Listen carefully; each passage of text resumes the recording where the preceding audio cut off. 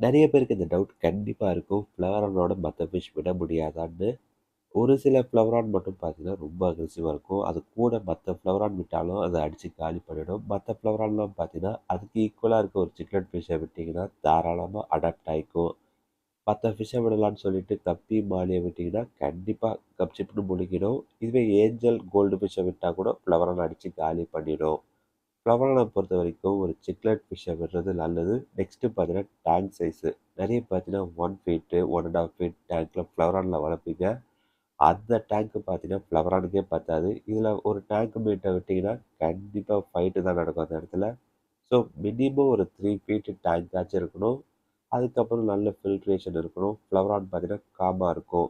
முடிஞ்ச அளவுக்கு ஃப்ளவரான விட கொஞ்சம் பெரிய ஃபிஷ்ஷா விடுங்க. அப்பதான் ஃப்ளவரான் வந்து அடாப்ட் ஆயிக்கும்.